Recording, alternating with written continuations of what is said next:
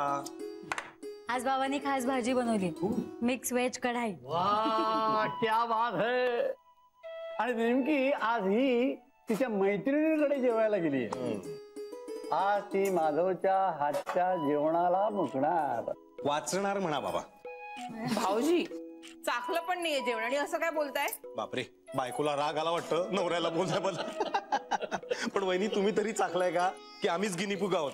अहो चव काय, मला रंग सुद्धा बघू दिला नाहीये त्यांनी। भाजी कशी झाली असेल तरी चांगली म्हणा सगळ्यांनी प्लीज। चांगल्या मूड मध्ये आहेत ते, उगाच त्यांचा परत मूड ऑफ नको व्हायला। बरं ठीक आहे। मंग्या, किचन मध्ये काही ऐकू येत नाही असं तुला वाटत असेल तर तो तुझा गैरसमज आहे। गिनी पिग काय? अरे एका महान शेफच्या हातचं जेवण जेवायची संधी मिळते तुला। हे एक चांगलं आहे। आपल्या घरामध्ये प्रत्येक जण कसं झकास जेवण बनवतो। मला काय वाटतं आपण जेवण बनवण्याची एक कॉम्पिटिशनच ठेवायला पाहिजे। हा, तुम्ही सगळ्यांनी जेवण बनवायचं आणि मी आणि मंग्या आम्ही दोघे जज, कसं? अरे वा क्या बात आहे। द्या बाबा, मी वाढते। भाजी मी बनवले ना, मग ती मीच वाढणार। मी माझं एवढंच सुद्धा क्रेडिट तुला घेऊ देणार नाही। चल चल काली दे, जेवायला बसल। जा प्रांजल बस जा। ही ऋता का नाही आली अजून? आई मी तिला बोलवलं होतं पण ती थोड्या वेळाने येते म्हणाली। बस बस बस चल जेवायला बस। मुकुंदा तिकडे गेल्यापासून हे ऋता जरा विचित्रच वागते ना। थोड्या दिवसांनी येईल ती मूळ पदावर। अरे बापरे, म्हणजे परत इकडल्या बातम्या तिकडे देणार? चला चला गप्पा मारू नका, पटापटा जेवायला लागा। आणि सगळ्यात आधी ही मिक्स व्हेज कढाई टेस्ट करायच्या, ते बाकी आमटी मिठी राहू दे सगळ्या। हो रे, चला चला, आणि पोळी नको, नुसती खाऊन बघा भाजी। बरं हरकत नाही। चला लवकर, चला चला चला जेवा। अहो तुम्ही बसा ना। नाही नाही मी नंतर जेवणार आहे, आधी तुम्ही भाजी कापायला। चला चला चला वहिनी चला ठीक आहे। ओम शांती शांती शांती। दादा नक्की ना? हो बघतो बघतो।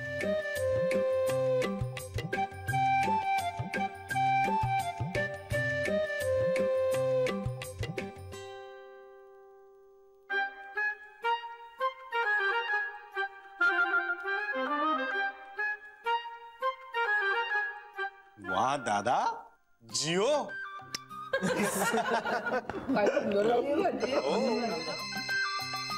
वाह वाह। हॅलो माधवराव, मी त्या ऑफिसरशी बोललीये, तुम्ही उद्या परत तिथे जा आणि त्याला पैसे देऊन या। हे पहा माधवराव, मी तुम्हाला सारखी सारखी संधी देणार नाही हं। नाही तुम्हाला जमणार नसेल ना तर तुम्ही रायाला पाठवा आमच्याकडे कायमचा। मी की नाही त्याच्याकडूनच हे काम करून घे। वा जमलं रे गड्या, जमलं। आजपासून ही भाजी बनवण्याचा सगळा कॉपीराइट माधवच्या नावावर, कसं? करेक्ट। मग आपण या भाजीचं नाव ठेवूया माधव भाजी। अरे वा, हे छान आहे।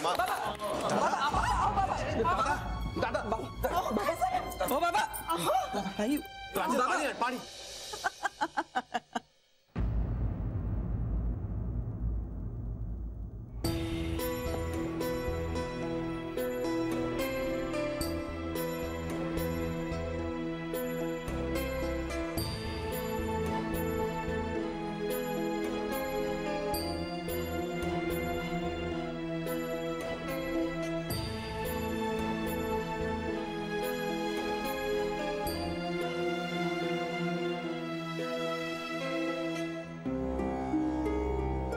तिच्यावरती कशाला चिडतेस? मीच सांगितलं होतं तिला गप्पा राहा म्हणून। कसली संधी? कोणाशी बोलत होतीस? माधवरावांशी का? हो, मी की नाही माधवरावांशीच बोलत होते। तुम्हाला आठवतंय का मागे एकदा तुम्ही सगळ्या चिटणविसांच्या समोर मला म्हणाला होता की तुला ते पैसे परत मागायचा काही एक हक्क नाहीये। ते त्यांनी मनावर तर घेतलं नाही ना, ते चेक करत होते।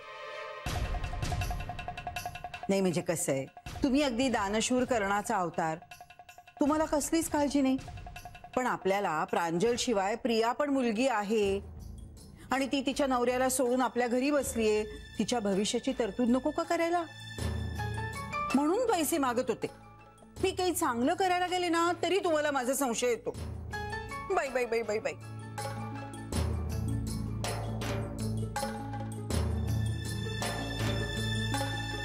किती भोळे आहात. बोलण्यात गुंतवलेलं कळलं पण नाही तुम्हाला. तुम्हाला मी सगळं सांगेन पण काम झाल्यावर. तेव्हा मग मी तुम्हाला या संकटातून सोडवलं म्हणून बरंच वाटेल. प्रिया, प्रिया, तुला असं वाटतं तुझ्या भविष्याची मला काळजी नाही असं तुलाही वाटतं? पप्पा हो, मला तर माझं भविष्यच दिसत नाही. नाही, असा विचार करू नकोस. अगं, तुझ्या ममाच्या स्वभावाचा एक फायदा आहे. एकदा तू घटस्फोट घ्यायला तयार झालीस ना की ममा तुझ्यासाठी मुलांच्या अशा रांगाच्या रांगा लावेल. पप्पा, एक मदत कराल? या सगळ्या डिवोर्सच्या प्रकरणात भैरव अडवणूक करतोय माझी. तू नको त्याची काळजी करू, मी आहे ना. मी घेईन सगळं सांभाळून. तुला त्याचं आयुष्यात तोंड बघायला लागणार नाही असं करीन मी.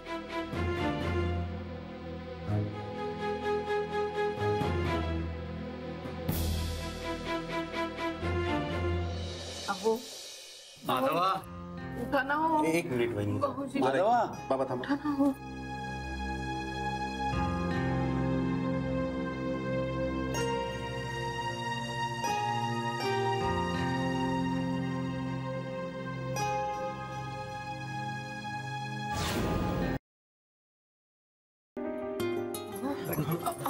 तुम्ही पडून राहा ना, कशाला उगाच उठताय? बरं, टेकून बसा इथे मागे, सावकाश. बरं वाटतंय? काय झालं तुम्हाला असं अचानक? दादा, अरे बरं वाटतंय ना तुला? हा, एक्झर्शन झालं का स्वयंपाक करताना? काय झालं?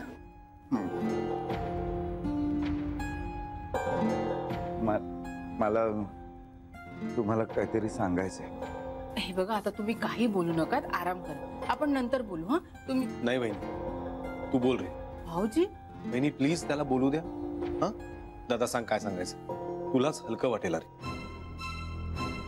बाबा, मम्मा काही बोललीये का?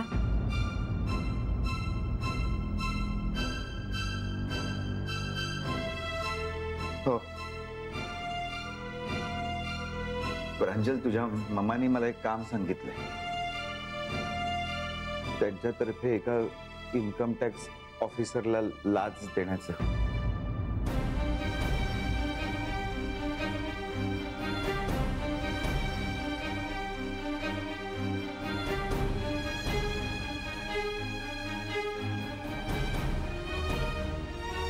आणि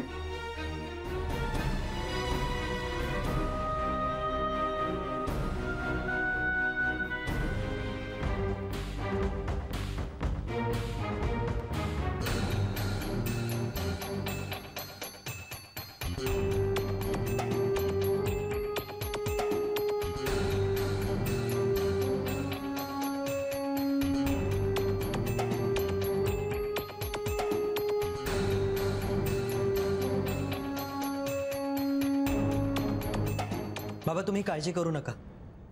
हे काम मी करीन. तुम्हाला करायची काही गरज नाही. पैसेच पोचवायचेत ना, मग ते तुम्ही पोचवले काय किंवा मी पोचवले काय फरक पडतोय? नाही,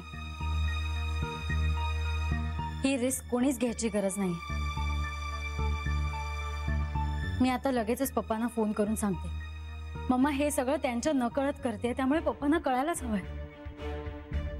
पप्पांना जर का त्या माणसाला पैसे द्यायचे नाहीयेत तर मग मम्माला हे सगळं करायची काहीच गरज नव्हती. हा, तरीच तिने त्या ज्वेलरला बोलवलं होतं त्याच्याकडून पैसे मिळवण्यासाठी. मी आता ताबडतोब पप्पांना फोन करते. नाही, थांब प्रांजल, तू पप्पांना काही सांगू नकोस.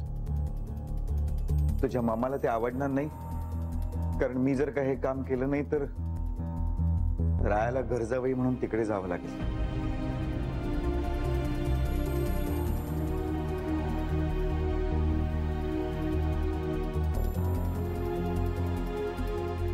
अशी अटच आहे त्यांची.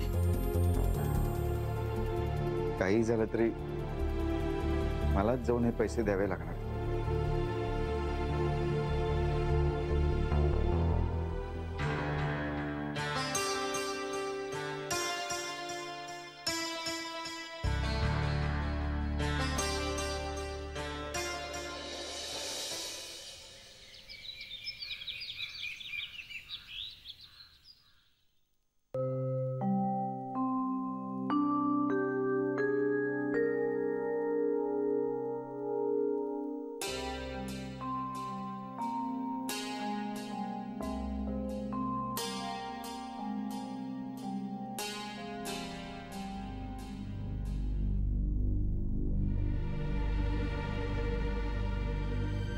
प्रांजल, कधी उठलीस? आत्ताच. खोटं बोलू नकोस. काय झालं? झोप नाही लागली? राया, प्रत्येक वेळेला मम्मामुळे आपल्या घरातल्या कुणावरही संकट आलं ना की मला खूप गिल्टी वाटतं रे. यात टेन्शन घेण्यासारखं काही नाहीये. आपण या सगळ्या गोष्टींमध्ये पडत नाही ना म्हणून. नाहीतर या अशा लाच घेण्याच्या आणि देण्याच्या गोष्टी आहेत ना आजकाल सर्रास घडतात आपल्या इथे. हो, पण खरं तर मम्मा हे करते ह्याचं आश्चर्य वाटतंय मला. राया, माझ्या पप्पांनी माझ्या आजोबांचा बिझनेस हिमाने बरे चालवलाय. आजी तर त्यांची फॅनच आहे. मम्माने सुद्धा त्यांना सपोर्ट केलाय. पण मग आता मम्मा अशी का वागते काही कळतच नाहीये. कदाचित बाबांना त्रास देण्यासाठी त्या हे सगळं करत असतील.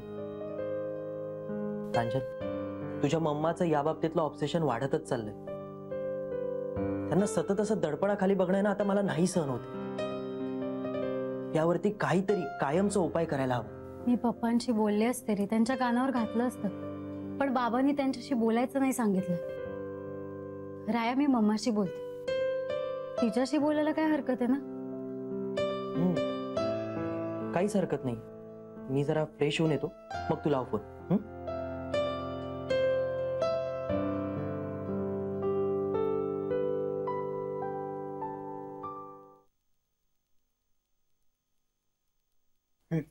लाव मग मला आणि स्पीकरवर टाका.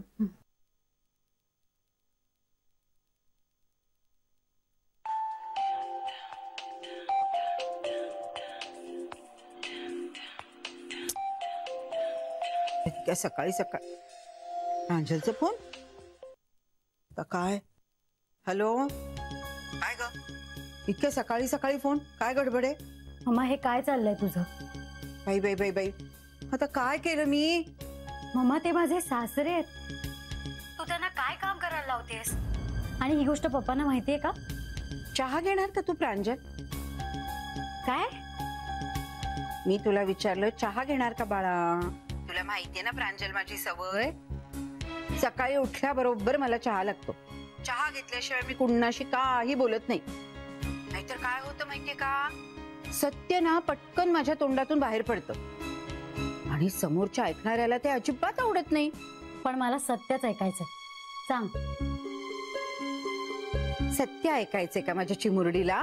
सकाळी 7 वाजता? मग आई, तुझ्या पप्पांना काय होतं नाही म्हणायला? एक तर त्या भैरवला घराबाहेर काढून तुम्ही मोठा प्रॉब्लेम करून ठेवलाय. अगं, तो आता डिवोर्स साठी पैसे मागतोय. कुठून आणायचे पैसे आम्ही? आमचे सगळे अकाउंट सील झाले. अगं, पण मम्मा, म्हणून बाबांना कशाला कामाला लावलं असाच प्रश्न पडलाय ना तुला? नाही म्हणजे मोठा प्रॉब्लेमच झालाय ना तुझा. अगं, तुझा प्रॉब्लेम तूच सोडव ना. त्या तुझ्या लाडक्या रायाला घेऊन पटकन आमच्याकडे कायमची राहायला ये. हा,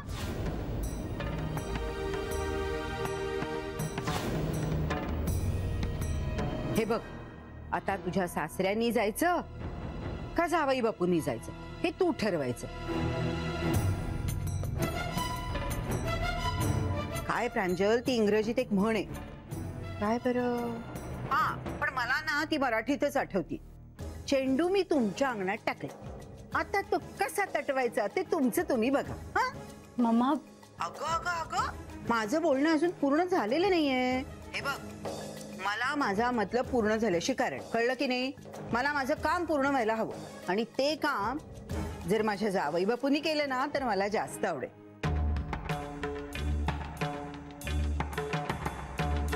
bye bye bye bye bye, चहाची वेळ झाली आणि चहा घेतल्याशिवाय मला काही सुचणार नाही.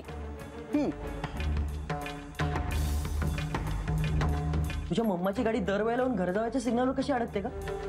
त्यांना आता तरी कळायला हवं की मी त्यांचा घर जावे होणं शक्य नाहीये.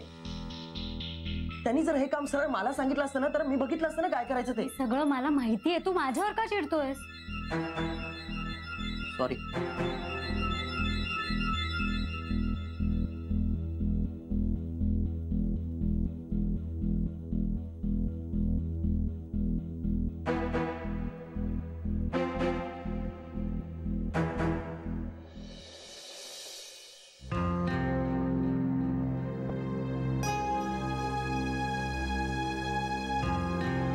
कालिंदी,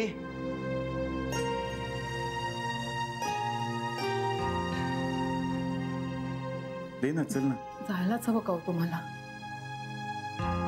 दुसरा काही पर्याय आहे का कालिंदी? दे. चला निघतो. थांबा, हातावर दही ठेवते, तेवढं घेऊन जा.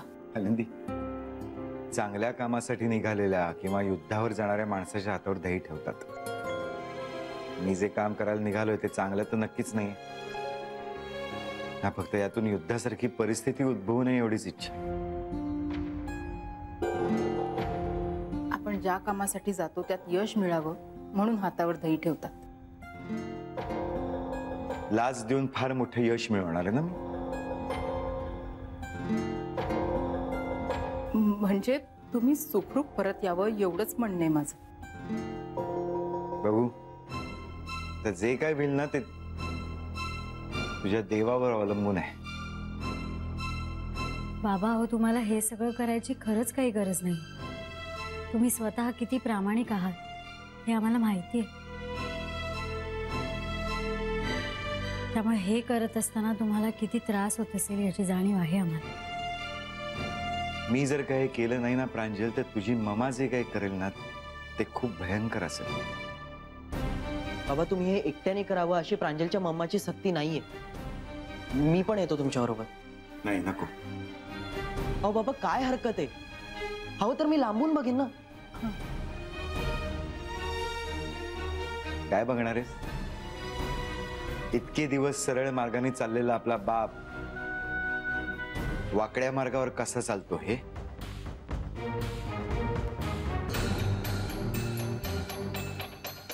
राया, अरे तिकडे काही बरं वाईट झालं तर घरात सांभाळायला कोणीतरी हवं ना. हो, काय बोलताय? मुकुंदाई इथे नाहीये, मांग्या एकटा कुठे कुठे बघणार. चला आता सगळ्यांना कळायच्यात निघतो मी.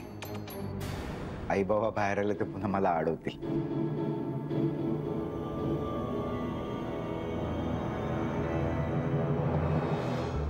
जातो.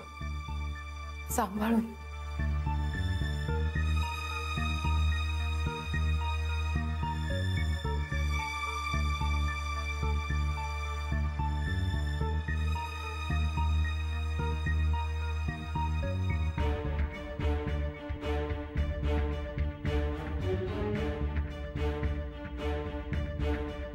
देवा, सगळं नीट होते रे बाबा. हे सुखरूप परत आले म्हणजे मिळवून.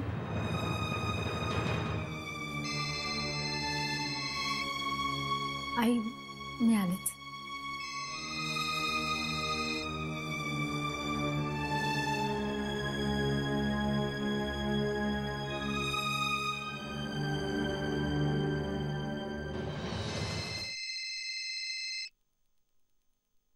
बोला पप्पा. प्रांजल, तू आज जरा ऑफिस मध्ये येऊ शकशील का? का, काय झालं? काही प्रॉब्लेम आहे का? नाही नाही, प्रॉब्लेम काही नाही. जरा काही गोष्टी सॉर्ट आउट करायच्या, तुझी मदत हवी. बरं ठीक आहे, मी येऊन जाईल. पप्पा. हा? पप्पा, तो इन्कम टॅक्स ऑफिसर खूप त्रास देतोय का? खरं तर हो. आणि आपला सीए पण धड उत्तर देत नाहीये त्याला.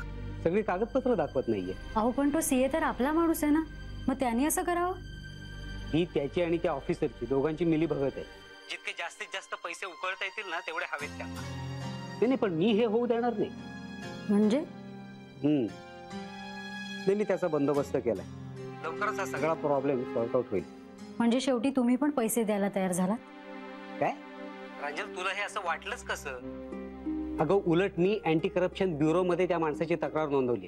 पुन्हा त्यांनी पैशाची मागणी करूच दे, ते लोक बरोबर पकडतील त्याला. नाही पप्पा, तो माणूस आता तुम्हाला परत फोन नाही करणार. का? नाही मी तुम्हाला नाही सांगू शकत, पण तुम्ही काळजी करू नका, तो नक्कीच तुम्हाला फोन नाही करणार. प्रांजल, प्रांजल अशी कुठली गोष्ट आहे की जी तू माझ्यापासून लपवतेस? हे बघ प्रांजल, हा लीगल मॅटर आहे.